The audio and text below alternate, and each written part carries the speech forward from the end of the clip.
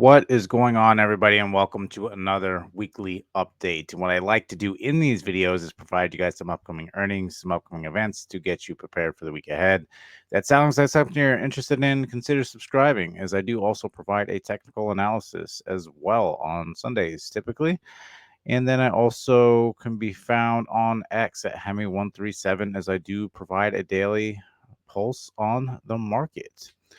So, before we get started, remember to drop a like and let's roll right into this. Now, I didn't put a lot of detail on here, but I will get into some of these weekly recaps. There's been some big events. Essentially, every weekend we've had since the assassination attempt, things have been getting quite crazy every weekend. So I'm expecting this weekend something else to happen. Even though I'm creating this video on Saturday, I'm expecting something big to happen as we are rolling into Jackson Hole at the end of the month, which is going to be a very, very big event. There's always some big news that comes out of Jackson Hole that puts a lot of volatility into the market. But before we dive into that, let's dive straight into the carry trade, the yen carry trade over the past weekend. Now, we have to understand this trade is essentially this buildup has been going on since about 2018. Now, JP Morgan has essentially said that about 75% of this trade has been completed. A lot of people are doubting that, but ultimately, what is happening is Japanese banks or the bank has essentially increased rates. You have to understand they've gone about a decade being in negative interest rates, and the fact that they've been increasing them while at the same token, everybody is starting to cut rates aside from the US. And this essentially caused a massive unwinding of people covering. And what has happened is it essentially started crashing their markets last Sunday into Monday. Brought a lot of panic into our market. Our market started crashing because of this new fear. And then all you heard on Monday was essentially that there was going to be emergency rate cuts. Now, as far as any details into that, haven't heard any details on that. A lot of people are thinking that it will be carried over to September's meeting. But as the week went on, we didn't hear anything else from the Fed. We've heard that it was not necessary to cut rates. Now, a lot of people are suggesting that the Fed need to cut by 50 to 100 or 150 basis points, which is a lot, which is worrying concern and something you need to understand that I've been talking about these rate cuts. We've seen how long it has taken the market to fully adjust to the increase in rates and what it's been doing, the massive amount of stress it's been putting on banks and companies, and not to mention the consumer that is in very, very bad shape. With that being said, if they start cutting rates, even at 100-point basis move, it's not going to have a full impact till about a year from now. So this is why people are concerned that if the Fed continue to push this can down the road, what is going to happen is you're going to see more and more damage being done because, again, it's going to be a very delayed reaction once this is actually implemented by the Fed, because a lot of companies have to wait for loans to mature before they can even consider. This is why you're seeing massive, massive layoffs of whole departments, because they just can't afford to keep a lot of the current departments or any kind of future development because of what's going on. So to wait to be able to start cutting rates again, the Fed are concerned about inflation not coming down, and the fact that inflation has been high, and the manipulation that's been going on with the reports, and essentially saying they've taken it, instead of having a 2-year average, they're just doing a year. And then if you compare year over year, it's not that bad. And you have to understand, before pandemic, it's gone up quite significantly on a lot of very needed items, and insurance and HOA fees and a lot of the hidden costs that are associated with any kind of house or vehicles or skyrocketing and killing people, essentially the consumer. because of these high interest rates and a lot of insurance companies backing out. Florida is they're threatening with a 94% increase in insurance out in Florida, because these companies don't want to take on the risk. They want to take all the profit, but they don't want to take the risk. And so, with that being said, a lot of people are starting to being forced to have to move, especially all the retirees that are in Florida are essentially being forced to move because they can't pay these high interest rates on or high insurance on these homes or condos down in Florida. So we're starting to see a shift in housing being corrected, and that was one of the biggest things the Fed wanted as well, because housing prices are just unaffordable, and a lot of housing, $150,000 is considered low to medium. Low middle class at this point, and that's California, New York, which are obvious, but then now you're starting to see Colorado and Virginia added to that, as well as these areas are just becoming so unaffordable that that wages aren't keeping up with the rate of inflation, on where things are at. And to think that we're just going to start cutting, the Fed is going to be very, again, uh, con- they're very concerned still about inflation. That's why they haven't cut, and they want a full quarter of inflation reports, which magically we do have another one this week, to be able to pinpoint when they should start cutting. Now, the other piece of this that is going to be very important is to understand where unemployment is. And this is also, people are saying this is why the market started selling, because we've officially gone into what is considered a recession. Um, but something I've talked about is that it's the Salim rule. Essentially, if you have adjusted on the ratio of unemployment and how fast it's upticking over a quarter, and understand that as of right now, this has already been essentially put into check, right? This box has already been checked, the Salem rule. I've talked about this before because of the fact that these revisions that have been occurring have shown this, but now that we're at 4.3%, you have to understand the average of unemployment is roughly around 5.5. So we have a long way to go, and this is what the Fed is going off of. The Fed can push this thing up to 5.5% unemployment, and in their mind, that's not, they won't really pull the plug until we start hitting that. Now the problem being is you start testing bank stress tests around like 6%, and we've already had banks fail at not even 4%. So how are we going to push this thing to 5.5 is the question I would be asking. Is the fact that you've already seen massive closure in banks, you've seen bank bailouts, you've seen massive branches being closed on a lot of banks because they're trying to reduce risk, and that is prolonging them to be able to continue to stay in the game. But for how much longer is the question, and something I always have been mentioning, especially recently, as people are like, well, a lot of these companies and everything are still doing great and fantastic. All these manipulated reports they suggest, but they fail to understand that essentially the debt ceiling has been removed roughly almost a year ago now, and that is what's been propping up the market. We've had treasury buybacks essentially since, I think it's been about since May, towards the end of May, and it's supposed to go all the way until September, I believe, where they're like double, tripling down on the buybacks. And we've also found out that Berkshire Hathaway owns, I think, about 23. They own more. I want to say it's about 23% of the bonds. They own more than the Federal Reserve. So that should be highly concerning about what's actually going on. Now, the underlying statement isn't going to move the market. Again, I've talked about the reality of the situation. That is the reality of the situation. Then you have this utopic view, which a lot of people only see this utopic view. So I would say roughly, 85% of people typically go off this utopic view. Whatever the headline news is, people don't want to get into the details. But that's what I do here, is I try to get into the details so you know what is possible and how much risk you should be putting on positions or investments going into the future.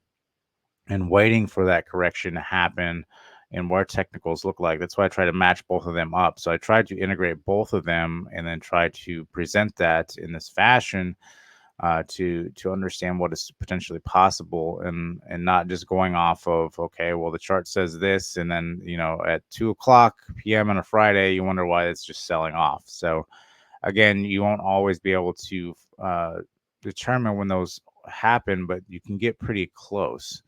So with that being said, the U.S. household debt increased by 109 billion in the second quarter of 2024, a new record of 17.8 trillion. So again, the credit card debt is what is keeping this thing afloat. People not only are working historically the most people working two full-time jobs historically, not to mention all of the gig economy work that's been going on. You can see that reflected in earnings, and that's what on these earnings that I put on here now.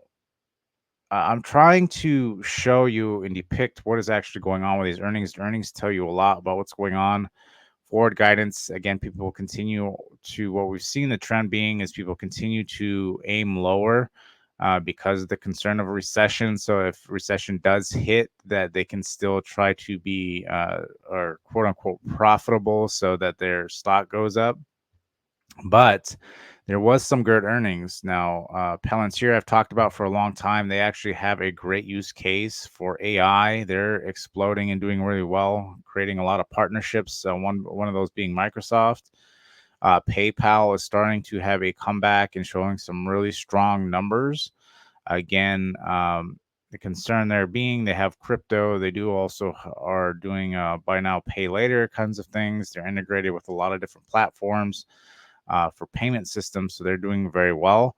Uber is showing a big uptick, and the reason behind that, I believe, is that people can't afford to buy new vehicles. People can't afford maybe maintenance on their vehicles, so they're taking Ubers now, and maybe cheaper, and then going out and actually trying to buy a vehicle. So you have to understand why that could potentially be doing well. And Shopify is doing very well as well, as people are losing their jobs, so they're trying to figure out what other things or businesses they can create to try to get some sort of cash flow.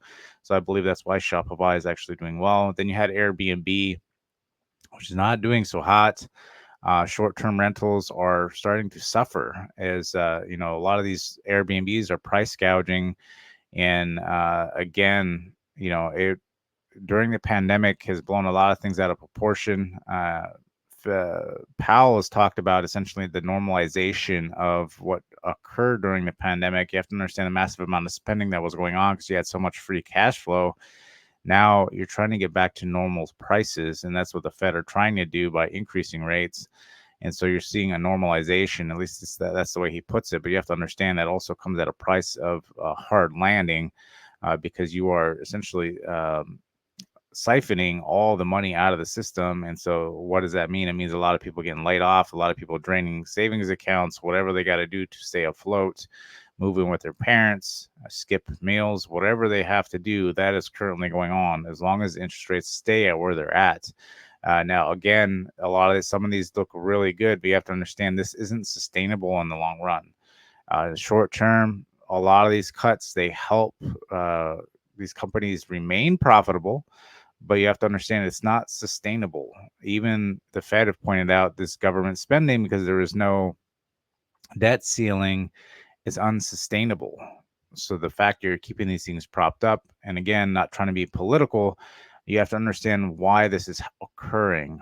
Politics do play a huge part in the economy and how the markets will move. So you have to understand that right now, in their mind, they don't have any prime candidates running because of the fact that when essentially the debt ceiling comes back into play, that this whole thing is going to come crumbling down because they can't continue the massive amount of spending. And so this hot mess, this most anticipated recession that we've been waiting for past year and a half, has been delayed because of the massive amount of spending that the government is doing to help prop up GDP numbers, to help cash flow, liquidity. And now you're getting ready to pull all that coming into the new year with a new president, and this is why they don't want to put an ideal candidate in there, because it's the new president is going to look extremely bad, and they're going to blame it on whoever the president is. It doesn't matter who it is, for the reasoning for why it is what it is it's not because of the debt-based system that is the underlying problem. It is because of X, Y, and Z, or whatever candidate will be in the office. So these are things you have to understand why things are so bad.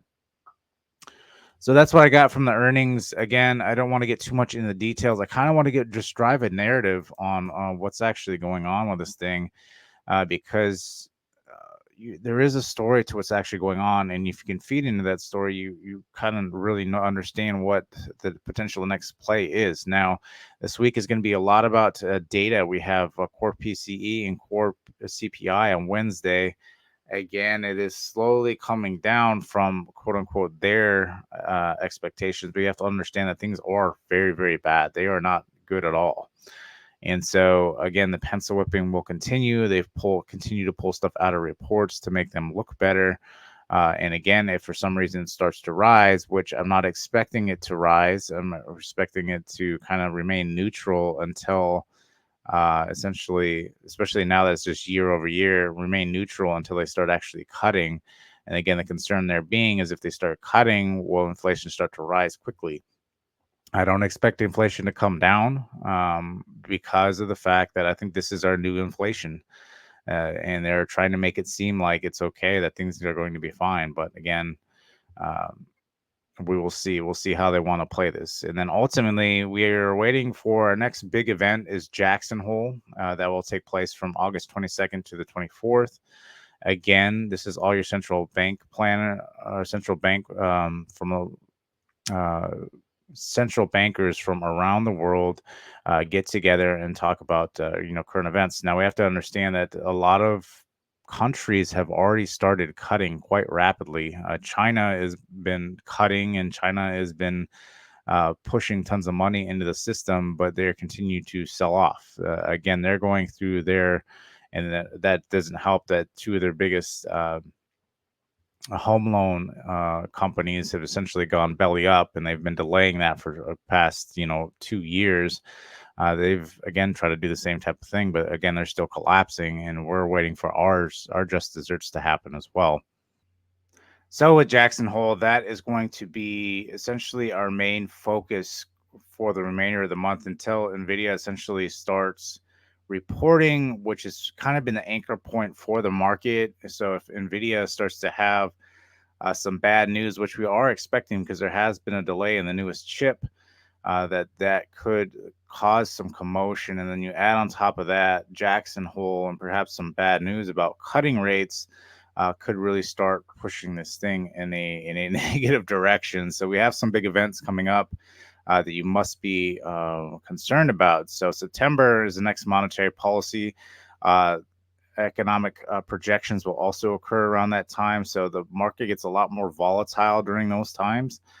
So we want to keep an eye on that. And then core inflation, obviously this week we have one more, and then the next one is September 11th. We're going to take a quick look over the earnings. We are getting to some earnings that really don't have as much impact, so we won't be going over those as much. Maybe just do this week, and then the Nvidia earning one, and that will probably be it until the next earnings cycle. So expected moves for this week, again, still very high sitting at 91. Tesla is still pretty high, but again, your value with BA and your banks are kind of normalizing again. Tesla is just high right now because of the fact that it had that massive move up. Now it's kind of just stagnating like the rest of the market. That's something even with a carry trade, is that the market tried to bounce, but it didn't. It's not really doing so hot. Like technical wise, it is just not in great shape. But we'll go over that more when I do my technicals tomorrow. So just keep that in mind. Now, earnings, like I said, most of the big earnings have already reported, but what we can gather from this week is there's going to be a lot of value plays that are going to be important to tell you where the consumer is at. A big one of those is Home Depot. Home Depot will tell you where essentially the consumer is at as far as their home and equity. If Home Depot does poorly, that means people don't have excess cash. People were taking HELOCs out to do home improvements. As we've seen about a year ago, 2 years ago, at this point, people were really Home Depot was doing very well because people were well, for one, in the pandemic as well. So they were just doing home improvements because they couldn't go anywhere. And now you're starting to see massive normalization correction in Home Depot. But not only that, uh, people just are in bad shape, and they don't have the excess cash to just be doing home repairs. People are, even though they are still staying at home, there's still massive theft as well. And so that's another big thing that Home Depot's been fighting, so much so that they've actually hired security guards in some places. So that may be extremely good one to watch, as they've been on a decline for the past couple months, pretty heavily. And then you do have Cisco is a good one to kind of watch as far as what's going on in the cloud space. A lot of cloud has kind of been hit pretty heavy. Uh, Baba will be a big one. JD.com would be good for seeing about globally, kind of where China is at. Walmart obviously will be very good for the consumer here. Walmart should do very well. I don't see this really declining. If this starts declining, that's going to tell you that a lot of consumers are in really really bad shape. They've been not only skipping meals and buying generic store brands, but if this starts to go down, that's going to be a huge problem, because that's essentially where people have been buying a lot of their groceries from and splurging on groceries. And if they can't do that, then you're looking for the Fed to have to take some sort of move. Applied Materials is always good to be watching as well. But see, as far as this week, there really isn't a ton, but there's some real ideal ones that we need to be watching again in Home Depot and in Walmart this week. I don't see Target on here, so I'm assuming Target might be going next week, but Target normally is pretty bad. Um, so we'll see what happens there. But ultimately, again, I probably won't be doing any more of these earning statements till the next cycle. Again, a lot of times what happens is it starts to die off pretty quickly. You do have a lot of banks still mixed in here, so you need to be very mindful of that. You need to be watching headline news for advanced discussions about banks. That will be important. Headline news right now is extremely important, especially going into Jackson Hole. You got the core report. All those things could have some significance. Just depends. And then the weekend is just starting, so who knows what could potentially come of this weekend. Again, if there's any kind of overnight repo issues that could you could wake up Monday and this thing could be down too. The problem is that we're in that situation where we need a massive correction. We need to essentially price in a recession. Now, people say this pullback that happened on Monday is going to be it. Potentially, but you have to understand there's a bigger underlying problem that is going on right now. We need more of a normalization. The problem is rates are still high. We need housing to come down. Until housing comes down, in my opinion, they will try to keep the rates higher at this level till housing comes down, and that they're almost on the brink of that. You're starting to see that reflected in some states very well, others not so much, others that haven't hardly moved.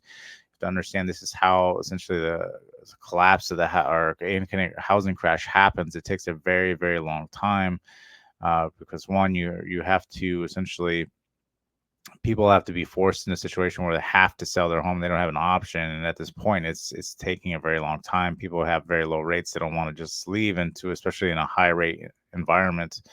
But ultimately, understand over the next decade, that's going to change a lot either way, because people. As people pass, they're going to try to hand off their house to their children, and then their children are going to have their own lives, and so they'll sell just for the equity in the house, and then understand that they're going to have a massive transfer of money during that time, and so the housing market has got a very interesting decade of what's about ready to happen. So you have to keep that in mind. So with all that being said, if you have made it this far, I do appreciate you. Go ahead and drop a like. And until next time, I will see you guys later.